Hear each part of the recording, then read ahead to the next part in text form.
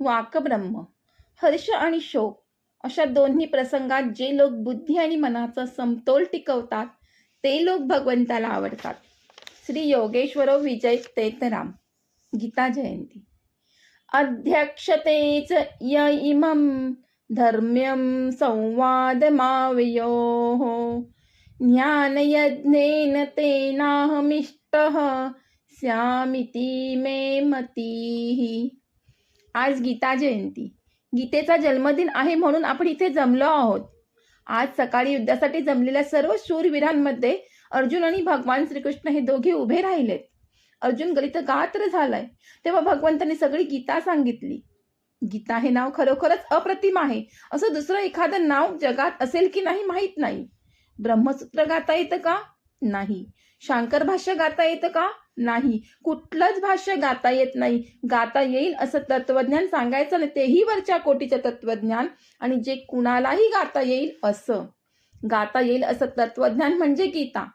प्लेटो, Aristotle वाचले असतील असे इथे मोठमोठे लोक बसले आहेत. त्यांना विचारतो की गाता येईल असा प्लेटो आहे का?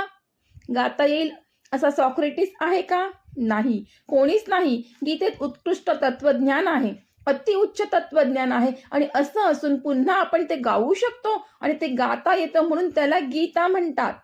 गीता हे नाव देवाने ठेवले आहे का नाही कुणास ठाऊक. ते गुणांनी पडलेलं नाव आहे.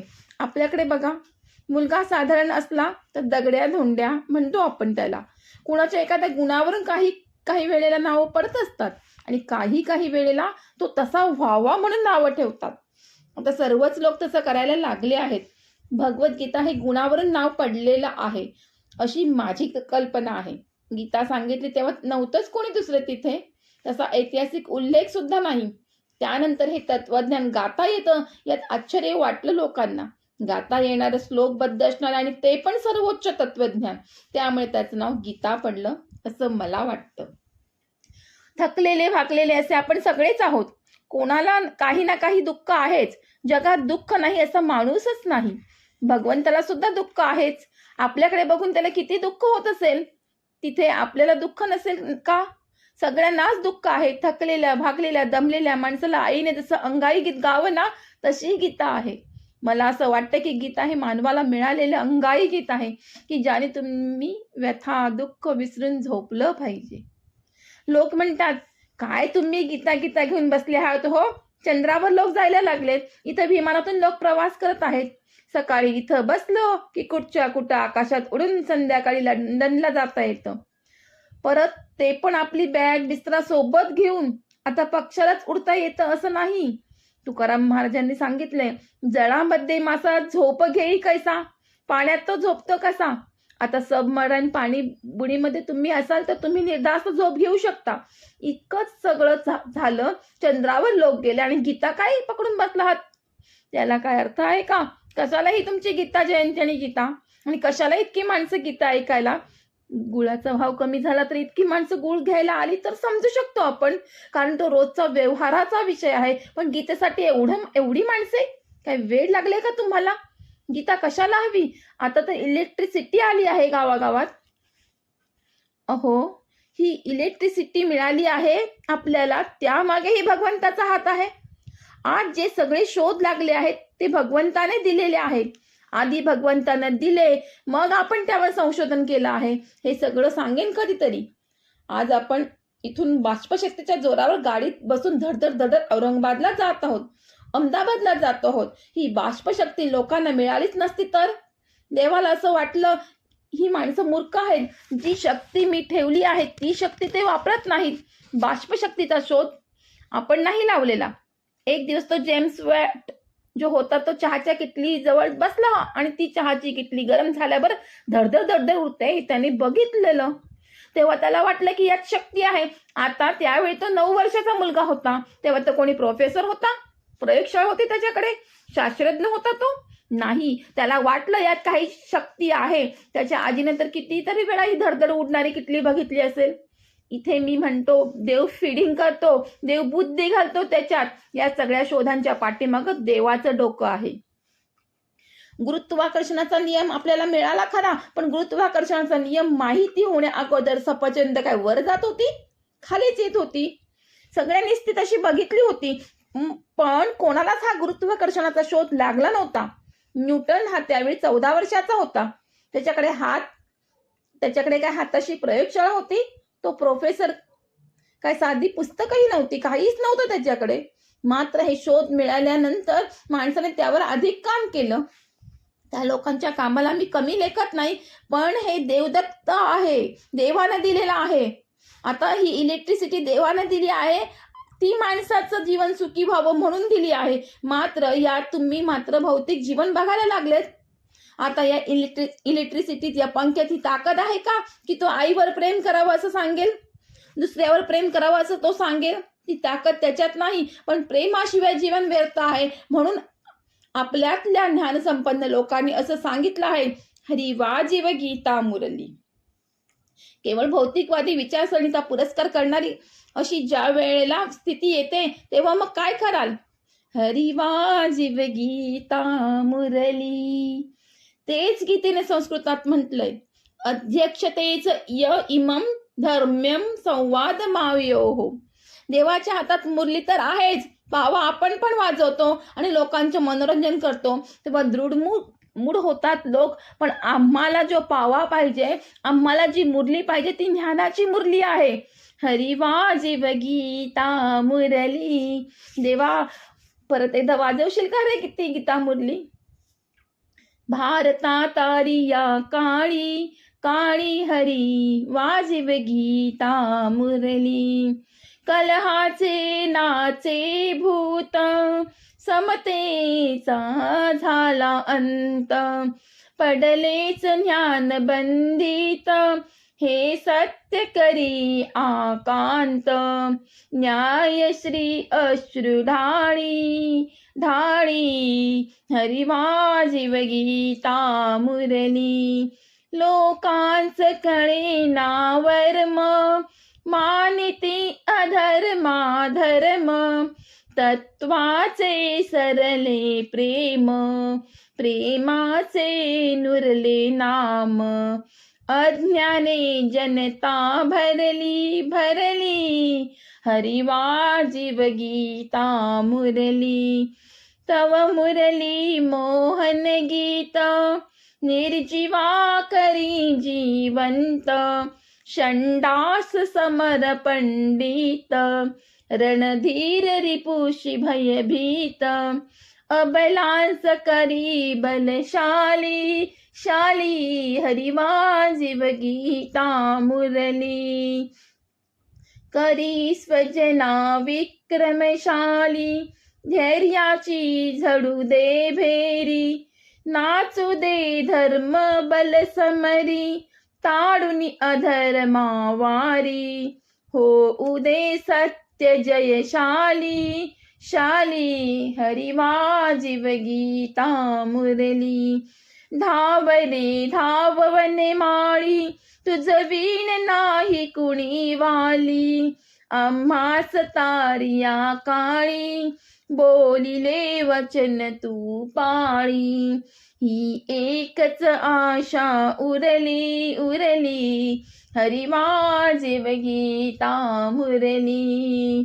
हरी वाजिव गीता मुरली. असा समाज झाला आहे की गीता मुरली हवी आम्हाला. कवीने सांगितले आहे, देवा ही गीतेची मुरली आम्हाला का हवी आहे? कलहाचे नाचे भूत, घराघरात कलह चालू आहेत. वैयक्तिक जीवनात सुद्धा झगडा आहे. आज गीता जयंती आहे म्हणून मग पाठशाळेत गीतेच्या प्रवचनाला जाऊ की सिनेमाला जाऊ, हा झगडा आहे.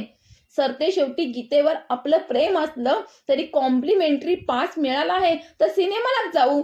गीता जयंती काय पुढच्या वर्षी येईल, हा सिनेमा परत थोडाच येणार आहे. हा कलह आहे आणि आतल्या माणसाच्या मनात कलहाचे नाचे भूत, हे भूत नाचते आहे सगळीकडे. कलह कलह घराघरात कलह, वैयक्तिक जीवनात कलह आणि तसाच सामाजिक जीवनातही कलह आहे.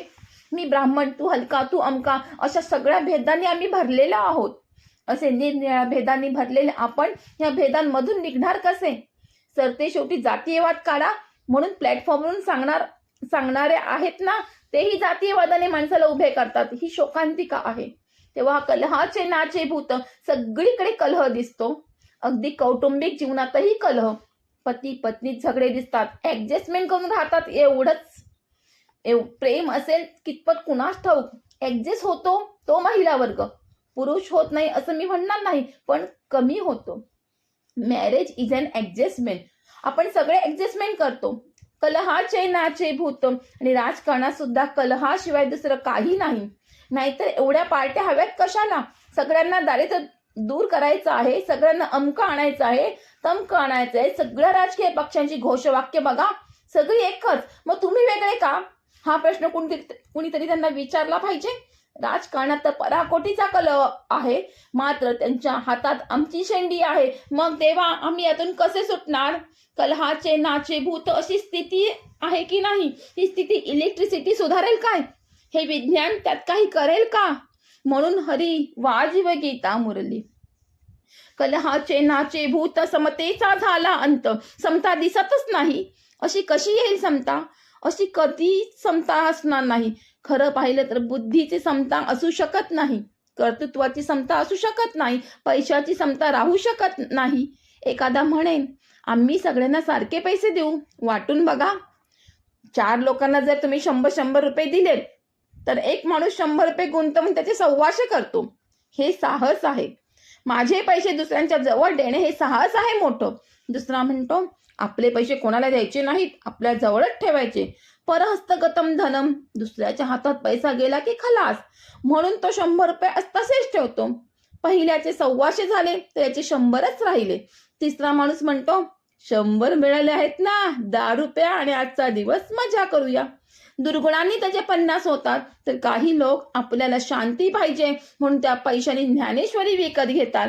ज्ञानेश्वरी सुद्धा डेड इन्व्हेस्टमेंट आहे पैशाच्या दृष्टीने. तोही 50वर आला, दारुड्याही 50वर आला आणि ज्ञानेश्वरी घेणाराही 50वर आला. मात्र ज्याच्याजवळ साहस नाही तो 100वर राहिला आणि एक मात्र 125वर जातो. 4 जणांना सारखे पैसे देऊन ते पैसे कसे वापरतात, त्यांचा स्वभाव कसा आहे याच्यावर सगळा आधार आहे. तर अशी समता येईल का हो? आर्थिक समता येईल का हो? शक्य नाही. रशियात सुद्धा आलेली नाही. मग कसली समता हवी आपल्याला?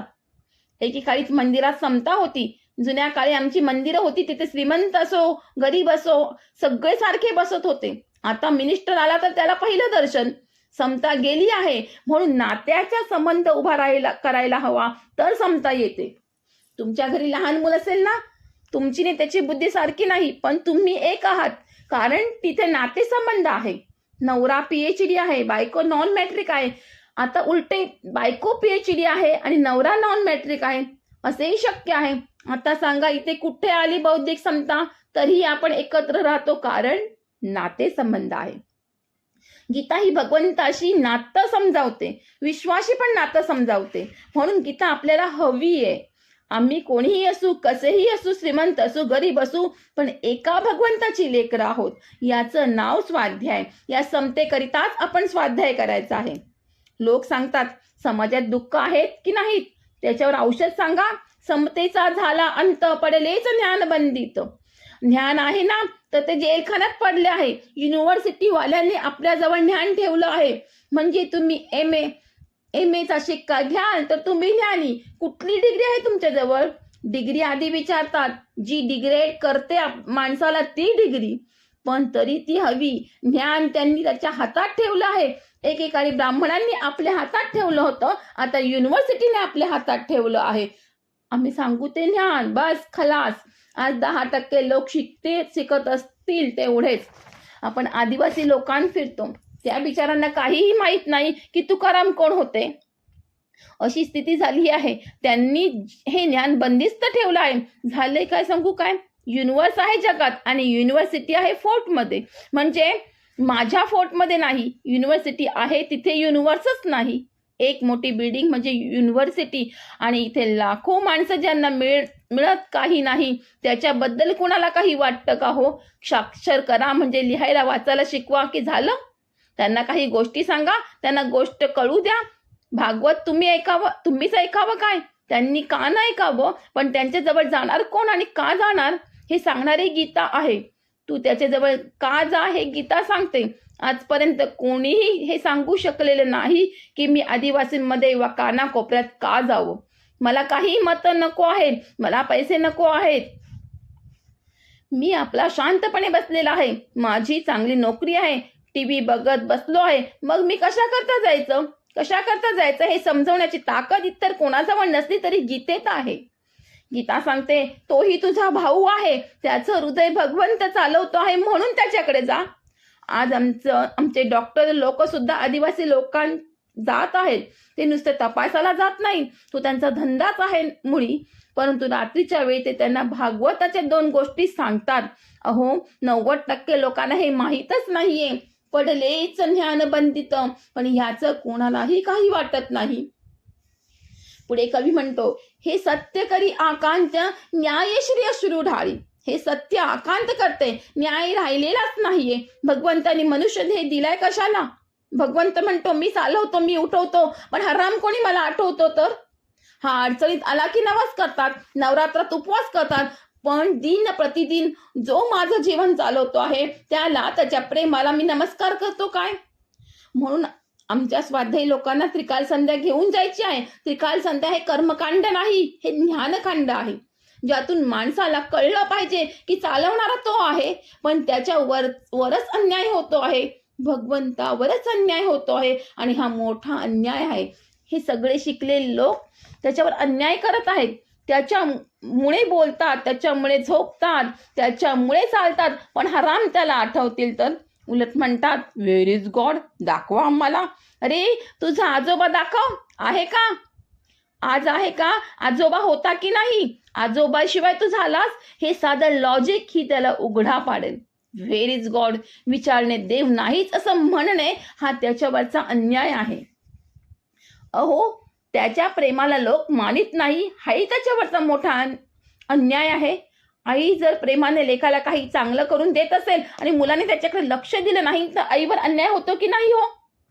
तुझ्याकरता आईने एवढं जेवण बनवलं, पण तुला त्याची किंमत आहे का? तसा देव म्हणतो, तुला मी झोपवतो, उठवतो, डोळ्यांनी बघतो, ध्वनी परिसतो, कानी पदी चालतो, मी हे सगळं करतो, पण माझ्या प्रेमाची कदर आहे का तुला? हाच अन्याय देवावर होतोय, त्या लक्ष्मी नारायणावर होतोय. न्याय श्री अश्रू ढाळी हरी वाजवे गीता मुरली. पुढे कवी सांगतो, लोकांचे कळे ना वर्म, आम्हाला मनुष्य जीवन का दिलं देवानं? त्यातलं वर्म काय? आम्ही तर पशुसारखे राहतो. एखादा मला विचारेल, काय सांगता, आम्ही तर 2 पायांनी चालतो आणि तुम्ही आम्हाला पशुसारखे म्हणता? तुम्ही बुवा फार कडू बोलता. अरे, तू 2 पायाने चालतोच म्हणून जर तू मनुष्य असलास तर कावळा देखील 2 पायांनीच चालतो. मग माणूस आहे का तो? तेव्हा मला मनुष्य जन्म का मिळाला आहे? देवाला ओळखता यावं म्हणून मला मनुष्य जन्म मिळाला आहे. त्याला ओळखणं कठीण असलं तरी हा मान म्हणून मिळाला आहे, त्याचं ऐकशील म्हणून मिळाला आहे. रेल्वेत पूर्वी 3 क्लास असायचे, फर्स्ट क्लास, सेकंड क्लास आणि थर्ड क्लास. त्यात कुठे जरी बसला माणूस तरी मुक्कामी पोचून जायचा. पण आपलं तर तिकीटच नाही. लोकांचे कळेना वर्म, मनुष्य जन्म का मिळाला आहे? खा प्या आणि राहा, नोकरी करा, बस. हाच का माणसाचा जन्म? आपल्या गुजरातच्या सौराष्ट्रमधल्या स्वाध्यायींना माहीत असेल, तिथल्या जंगलातही स्वाध्याय चालतो. रात्री सिंह आवाज करतो आहे आणि आपले लोक स्वाध्याय करत आहेत. मी एकदा तिथल्या गिरच्या जंगलात फिरत होतो तेव्हा सिंह बघायला मिळाले. तेव्हा तिथल्या माणसाने मला सांगितलं, सिंह आणि सिंहीण एकत्र राहतात.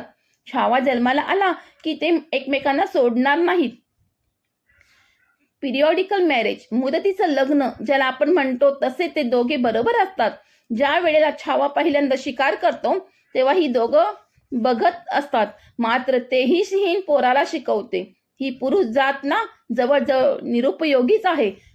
आणि मी पुरुष असल्यामुळे हे बोलू शकतो. सिंह कधीच काही शिकवत नाही, सिंहीण शिकवते. सिंह बघत असतो, तो प्रोटेक्टर, संरक्षक असतो. सिंहाच्या छाव्याने एक जरी शिकार केली की मग दोघे निराळे, घटस्फोट. ती कुठल्या तरी जंगलात जाते आणि तो कुठल्या तरी जंगलात जातो. हेच पशूंचं जीवन आहे. मुलाला पहिली शिकार करायला शिकवणं हे पशूंचं कर्तव्य आहे. तसं मुलाला नोकरीला लावायचं काम बापाचं आहे. त्यात विशेष काय केलं त्याने? म्हणे, आम्ही आमच्या मुलाला नोकरी लावून दिली, त्याला धंदा काढून दिला, यात काही मोठा वाघ नाही मारलात तुम्ही. हे पशुत्वच आहे. पशु हलका नाही. जसं तुमचं हृदय तो चालवतो आहे तसं पशुचंही हृदय तोच चालवतो आहे. अहो, बैलाचा सुद्धा हार्ट फेल होतो. मी बघितलंय. आपली कच्छमध्ये एक मोठी संस्था आहे, तिथे मी गेलो होतो. मी सकाळी बैलाला चारा घालून आलो, जेवलो आणि निघालो. तासाभरानंतर निघताना एक जण मला म्हणाला, बैल मेला. कसा? हार्ट फेल झाला. हे असं मी पहिल्यांदाच ऐकलं. त्यालाही हार्ट आहे आणि त्यालाही हार्ट फेल होऊ शकतो. या दृष्टीने आम्ही मोठं काय केलं? लोकांच्याकडे नावर, मग कशाला मनुष्य म्हणायचं? मग काय आहे तुझ्याजवळ? प्लस खातोस, पितोस, राहतोस आणि मुलाला नोकरीस लावतोस. हे केलंच पाहिजे तुला. केलं नाहीस तर पापी आहेस. पण करतो यात विशेष वाघ मारला नाही, हे वर्मच कळत नाही माणसाला. हे कोण सांगेल माणसाला? म्हणून हरी वाजिव गीता मुरली. लोकांसकडे ना वर्म, मानिती अधर्माधर्म. देव मानतो ना, बस. अगतिक माणूस दुसरं करील काय? देवाला मानल्याशिवाय गत्यंतरच नाही म्हणून मानतो. पण अधर्मालाच धर्म मानतो. धर्म कोणता आणि अधर्म कोणता हे फक्त गीताच सांगू शकते. ही हिंमत कुठल्याही तत्वज्ञानात नाही. थोरो मी वाचलाय, पण गीतेनेच सांगितलं आहे की अधर्म धर्ममिती या मन्यते तमसावृता सर्वार्थ विन्पिता च बुद्धी ही सा पार्थ तामसी. तामसी बुद्धीची माणसं अधर्माला धर्म समजतात, म्हणून धर्माला ग्लानी आली आहे. लोकांकडे ना वर्म, मानिती अधर्माधर्म. एकादशी म्हणजे काय? सुरण खाल्ला भगर, खाचापुतण्याची खिचडी खाल्ली की पुण्य मिळालं म्हणजे झाली एकादशी. अर्थात मी याच्या विरुद्ध नाही पण ही ऋषींची कल्पना नव्हती, असणं शक्यच नाही. इतके ऋषी निर्बुद्ध नव्हते. आपण एकादशी करतो म्हणजे उपवास करतो, बस, खलास, दुसरं काही नाही. अरे, एक दिवस देवाला दे. तुम्ही म्हणाल, नाही पण आमचा व्यापार धंदा चालू आहे, मग काय करायचं? मग आपलं त्या एक दिवसाचं उत्पन्न देवाला दे. त्या दिवशी तू तुझ्यासाठी नाहीस, देवाचा रिप्रेझेंटेटिव्ह, प्रतिनिधी आहेस. दुकानावर बसला असलास तरीही. लोक समजतात अग्नीत 4 आहुती टाकल्या की झालं यज्ञ. याच्याही विरुद्ध मी नाही. आमच्या धर्मशास्त्रात आहे, यत्ते अग्ने तेजस्ते नाहम तेजस्वी भूयासम, यत्ते अग्ने वर्चस्ते नाहम वर्चस्वी भूयासम. पण नुसत्या 4 आहुती टाकल्या की यज्ञ झाला? हवा शुद्ध होते म्हणे. अशुद्ध केली कुणी? यज धातूचा संस्कृतात अर्थ बघा, म्हणजे कळेल यज्ञ म्हणजे काय. देवपूजा, संगतीकरण, मैत्रीकरण याला यज्ञ म्हणतात. संगतीकरण होतं, एकत्रीकरण होतं आणि मैत्रीकरण होतं एकमेकात, त्याला यज्ञ म्हणतात. आपले पूर्वज अप्रगत लोकांत जात होते आणि सकाळी अग्नीत आहुती देत असत आणि संध्याकाळी झोपडीत फिरत होते. पण हे सांगणार कोण? लोक म्हणतात आम्हाला मत नको आहे, काही नको आहे, मग आम्ही का फिरावं झोपड्यांतून? मात्र हा विचार स्वाध्यायींच्या डोक्यात येत नाही. स्वाध्यायी जात आहेत म्हणून हे माझं रुदन नाही, कथन आहे. समाजाला दृष्टी दिली तर तो असं काम करायला तयार आहे. पण लोक अधर्माला धर्म समजून बसले आहेत. त्याला करणार काय? यज्ञ नसावा या मताचा मी नाही. एकादशी न करावी या मताचाही मी नाही. पण का करावी आणि सुरुवात का झाली याचा विचार करा. तीर्थयात्रा करावी, पण का करावी याचा विचार कर. तो विचार न करता गंगेत स्वतःला बुचकळून आलास म्हणजे का तीर्थयात्रा झाली? गंगेच्या पाण्यात जर देव आहे तर नळाच्या पाण्यात कोण आहे? सैतान आहे. त्या पाण्यातही देव आहे. हायड्रोजन आणि ऑक्सिजन हे वायू एक झाले की H2O पाणी होतं. पण हे केलं कोणी? एक वायू हायड्रोजन हा जळणारा आहे तर ऑक्सिजन हा जाळणारा वायू आहे. हे ज्यांनी अभ्यास केला असेल त्यांना माहीत असेल. पण 2 वायू एकत्र आले तर आग विझवणारे पाणी कसे झाले? म्हणून मी म्हणतो त्यात डिव्हाइन हात आहे. त्याचप्रमाणे तीर्थयात्रा म्हणजे काय याचा विचार कर. पूर्वी इथून कच्छला जायला फार त्रास होत होता. 3-3 दिवस लागायचे. मी तसाही प्रवास पाहिला आहे. त्यामुळे प्रत्येकालाच जाता येणं शक्य नसायचं. आता तसं काहीच नाही. पूर्वी या कच्छी लोकांना मी विचारायचो, बाबा रे, तू आपल्या गावी जातोस तेव्हा तुझ्या गावातल्या शेजाऱ्याला देखील भेटतोस ना? तू इथे मुंबईत गिरगावला राहत असलास आणि त्याचा मुलगा चिंचपोकलेला राहत असला तरी गावी जाताना त्या मुलाला भेटून येतोस आणि गावी गेल्या गेल्या त्याच्या वडिलांना भेटून सांगतोस, तुमचा मुलगा बरा आहे, सगळं आनंदात चाललं आहे. त्याला विचारलं, वडिलांना पत्र बित्र लिहितोस की नाही? तो म्हणाला नाही. तेव्हा त्याला सांगून आलो, पत्र लिहित जा रे. तशीच आहे तीर्थयात्रा. देवाला सांगायचं आपण की देवा मी 500 लोकांना भेटून आलो आहे. अहो, आपल्या मुलाची ख्याली खुशाली घेऊन येणाऱ्या माणसाला बाप कमीत कमी चहा शिरा तर देणारच. तसेच तुम्ही जर देवाच्या लेकरांची ख्याली खुशाली विचारून आलात तर देव काही ना काही देईल की नाही. अशा तीर्थयात्रांचा जीर्णोद्धार सगळ्यांनी परत करायला हवा. कवी पुढे सांगतोच, तत्वाचे सरले प्रेम प्रेमाचे नुरले नाम. आज जीवनात तत्व काहीच नाहीच. तत्व फक्त पैसा टका. देवाच्या दरबारात जायचं झालं तरी टका. शेजारी म्हणाला की इतके दिवस श्रावण महिन्यात देवाजवळ जात होतात, काही फायदा झाला का? की आम्ही बसलो, कारण आमचं देवावर प्रेमच नाही. प्रेमाचं कुठे नावही नाही दिसत. यावर लोक काय म्हणतील? काय हो, लव्ह स्टोरी शिवाय सिनेमा नाही, टीव्ही नाही, लेखन नाही, सगळीकडे ही लवची लव चालली आहे आणि तुम्ही लव नाही म्हणता. हे चालवले काय? अहो, हे लव नाही, हे नर नारीचे असलेलं आकर्षण आहे. भले आपण त्याला लव असं नाव देतो, पण हे आकर्षण टिकतं तोपर्यंत टिकतं, पुढे नाही टिकत. प्रेम कशाला म्हणतात? येशू ख्रिस्ताने सांगितले, love is God and God is love. मग तुम्ही सांगा, जे प्रेयसीवर करतात 4 दिवस आणि नंतर डिवोर्स घेतात, ते प्रेम देवाची विभूती आहे? आमच्या नारद भक्ती सूत्रात नारदांनी सांगितलं आहे, सा स्वमीन परम प्रेमरूपा अमृत स्वरूपाचं. हे कुठलं प्रेम? स्वार्थरहित प्रेम. असं स्वार्थरहित प्रेम कुठे दिसत नाही. आज गरिबांचे कणवाळू निवडणुक्या आल्या म्हणून कणवाळू आहेत, नाहीतर नाहीत. गेलेत कधी आराम त्यांच्याकडे? गावागावात खेड्याखेड्यात जाऊन मग हे सांगतोय, मी कोणी जात नाही, मला काहीतरी हवं आहे आणि म्हणून मी जातो, असं नाही. असा फक्त स्वाध्यायी आहे भक्ती फेरीला जाणारा. त्यामुळे ताट मानेने आपण देवाकडे जाणार आहोत. यस देवा, तू जसं निरपेक्ष प्रेम केलं तसा मीही प्रयत्न केला. काही घेतलं नाही, मी चहा कॉफी सुद्धा घेतली नाही. अर्थात कोणाला वाटेल ही आमची मस्ती आहे किंवा पॉलिसी आहे. ही पॉलिसीही नाही आणि मस्तीही नाही, हे व्रत आहे. आम्ही एक दिवस का होईना देवा निरपेक्ष प्रेम करायला जातो. ज्याच्याकडे जातो त्याकडून काहीही घेत नाही. मला जे विचार ठाऊक आहे ते मी दुसऱ्याला सांगेन. जे जे आपणासी ठावे ते ते दुसऱ्याशी शिकवावे. बस इतकंच मी बोलतो. पुढची ओळ आहे की शहाणे करून सोडावे सकळ जन. पण आपणच शहाणे नाही तर दुसऱ्याला शहाणे काय करणार? आपल्याकडे व्यसनमुक्ती केली ती कुठल्याही उपदेशाने नाही, हे मुद्दाम सांगतो. मी आपल्या लोकांना सांगतो, तू कोण त्याला सांगणारा व्यसन सोडा म्हणून?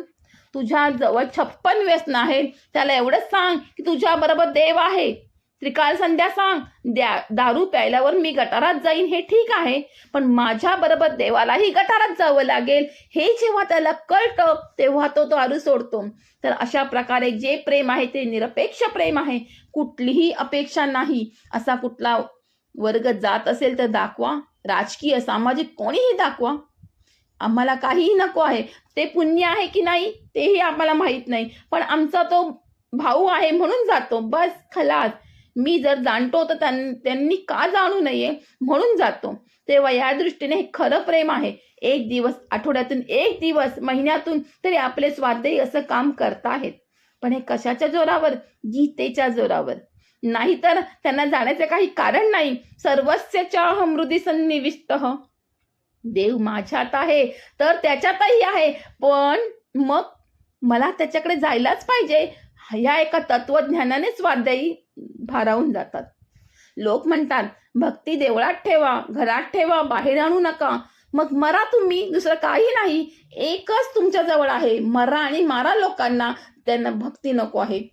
जो विभक्त नाही तो भक्त, ही भक्तांची व्याख्या आहे. देव सदैव तुमच्या बरोबर आहे हे तत्वज्ञान गीतेने सांगितलेलं आहे. असे आज शेकडो लोक जात आहेत. यंदा 2 लाख लोक गेले. तुम्हाला माहित आहे कुठल्या पेपरात आलं आहे? त्यांना जायचा यायचा खर्च दिला होता? काही नाही. 2 लाख लोक जात आहेत, काही घेत नाहीत. मग देवच तिथे उभा राहतो. आमचे लोक सगळीकडे जात आहेत. इंग्लंड, पोर्तुगाल आणि अमेरिकेचे लोक वेस्ट इंडिज, फिजीला जात आहेत. वेस्ट इंडिज जवळ त्रिनिदाद नावाचं एक बेट आहे. तिथूनचा पंतप्रधान मूळ भारतीय वंशाचा आहे. त्यांनी आपल्या स्वाध्यायी लोकांना बोलावून घेतलं. 1 तासभर बोलत बसले होते आणि नंतरही वेळ असेल तेव्हा भेटू असे म्हणाले. अशा प्रकारे आपले लोक का जात आहेत? कुठल्या प्रेरणेने जात आहेत? काय मिळेल हे आम्हाला बघायचं नाही, तर ते खरं प्रेम आहे. तुम्ही केलं का कोणावर असं फायदा नाही तरी प्रेम? काही जण जावई आहे म्हणून प्रेम करतात, तर काही जावई होणार म्हणून प्रेम करतात. ह्याच्याशिवाय प्रेम केलं का कोणावर तरी? हे सेल्फिश लव आहे. असं सेल्फिश लव देवाने तुमच्यावर केलं आहे, म्हणून आपणही केलं पाहिजे. हे मला देवा तुझ्या गीतेमुळे समजलं, म्हणून हरी वाजिव गीता मुरली. पुढे कवी सांगतो, तव मुरली मोहन गीत निर्जीवा करी जिवंत.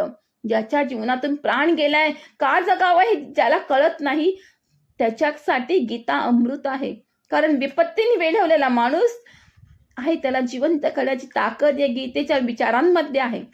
मागे मुंबईत ख्रिस्ती धर्मगुरूंनी युकॅरिस्टिक काँग्रेस झाली होती ना, त्यावेळेला त्यांचे सगळे कोऑर्डिनल्स आले होते. त्यांच्याबरोबर मला बसायला मिळालं. तेव्हा त्यांनी मी हे सांगितलं होतं की गीता का घेऊन जातो माहीत आहे?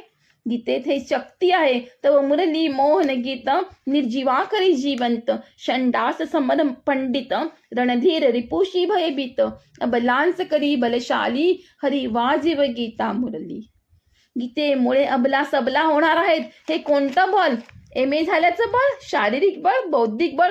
अहो स्त्रीकडे बुद्धिबळ आहेच. मुलं आणि मुली एकत्र शिकायला लागल्यानंतर मुली पुढे जात आहेत आणि मुलं पाठी राहत आहेत. मग स्त्रीजवळ आणखीन कोणती शक्ती आहे? प्रेम करण्याची स्त्रीजवळ शक्ती आहे. अबलांचं बल प्रेम आहे, प्रेम करणं आहे. पण प्रेम करायला सुद्धा शिक्षण पाहिजे. शेजारीच्या मुलाचा शेंबूड साफ केला तर ती आल्यावर आपण एवढं तरी म्हणतोच, अगो तुझा मुलगा जात होता, मग शेंबूड दिसला म्हणून मी साफ केला. मग शेजारी म्हणते, हो का, बरं केलंच बाई. म्हणजे तिच्याकडून मला काहीतरी हवंय म्हणून मी हे सांगते. मी ते कार्य पण निस्वार्थपणे करत नाही. तिने कमीत कमी थँक्यू म्हणावं मला, असं मनात असतंच. पण स्वार्थी प्रेमाला किंमत नाही. निस्वार्थ प्रेम करा. अबलांना निस्वार्थ प्रेमाचं बळ गीता शिकवते. पुढे कवी सांगतो, धाव रे धाव वनमाळी तुझं विहीन नाही कुणी वाली. आम्हास तारी या काळी बोलिले वचन तू पाळी. ही एकच आशा उरली हरी वाजिव गीता मुरली. भारतात तारी या काळी हरी वाजिव गीता मुरली. दुसरा तारणहार नाही आम्हाला. लोक आपल्याला विचारतात तुम्ही काय मानता, ते अभिमानाने सांगूया की आम्ही गीता उचलली आहे. आम्ही काय वेडे आहोत म्हणून नाही उचलली. गीतेने स्पष्ट सांगितले आहे की अध्यक्षतेच य इमम धर्म संवाद मायोहो ज्ञान यज्ञेन तेनाहमिष्टः स्यामिती मे मतिः. त्यांचंच हे सगळं मराठीत भाषांतर आहे. मला तुम्ही सुरण खायला घातलात, किती राजभोग दिलात, ह्याच्यावर मी संतुष्ट होत नाही. इति मे मतिः, असं माझं मत आहे, असं त्यांनी सांगितलं आहे. आणि या दृष्टीने आपण गीता जयंती करतो आहोत. आपण वेडे पांगडे नाहीत. या गीतेमुळे माणसात चैतन्य येणार आहे. गीतेमुळे माणसाला जीवन मिळणार आहे. मंदिराचं मंदिर पण गीतेमुळे राहील, नाहीतर राहणार नाही. एक दिडकी टाकली आणि काहीतरी मागितलं म्हणजे मंदिर नव्हे. ऋषींनी उभ्या केलेल्या मंदिराला वेगळा अर्थ आहे. आज अशी शेकडो अमृतालय आपले स्वाध्याय उभी करत आहेत. म्हणून मी सांगतो की हे माझं रुदन नाही, मी देवाला सांगतो आहे. लक्ष्मी नारायणाच्या पुढ्यातलं माझं हे कथन आहे. Yes I did. जेव्हा देव विचारेन did you play my boy, तेव्हा सांगता आलं पाहिजे येस आय डीड. अशी ही पॉवरफुल गीता घराघरात घेऊन जायची. म्हणजे पाठ करायला लावायची असं नाही, तर गीतेचे तत्वज्ञान जाऊन सांगायचं. तू उभा राहू शकतोस, तुझ्यात ती शक्ती आहे, हे गीतेचे तत्वज्ञान आहे. गीतेचे तत्वज्ञान सांगा, मग निर्भय होईल माणूस. या दृष्टीने गीता जयंतीला फार महत्व आहे आणि म्हणून आपण आज दिवशी जमलो आहोत. जय योगेश्वर.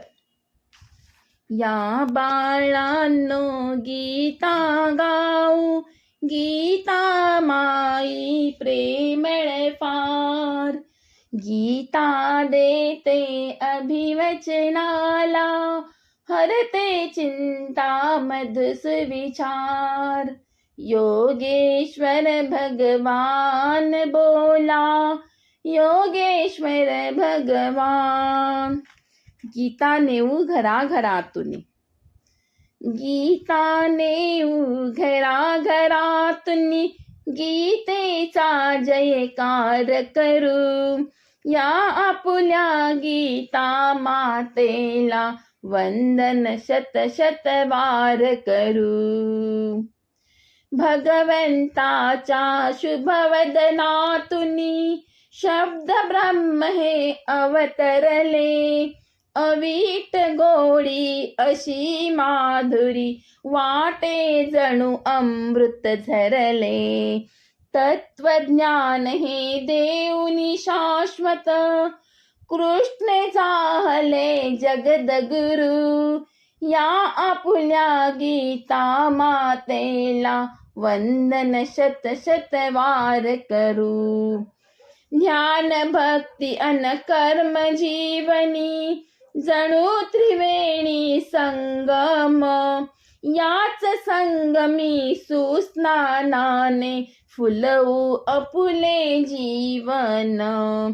निराकांक्ष निरपेक्ष होऊनी कर्म फळे प्रभु चरणी धरू. या आपुल्या गीता मातेला वंदन शत शत वार करू. दुर्लभ आहे जन्म मानवी देह मानवी अनमोल.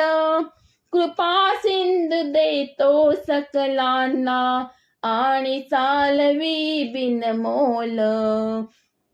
कृतज्ञता हो व्यक्त कराया कृती भक्तीला स्वीकारू. या आपुल्या गीता मातेला वंदन शत शत वार करू. राजयोग ही शिकवी गीता म्हणे मानवा अससे राजा. तू तर प्रभु संतान लाडका तू तर छावा शिवाचा. गीतामृत ऐसे तेजस्वी भूलोकीचे कल्पतरू. या आपुल्या गीता मातेला वंदन शत शत वार करू. गीताने घरा घरातून गीतेचा जयकार करू. या आपुल्या गीता मातेला वंदन शत शत वार करू. जय योगेश्वर.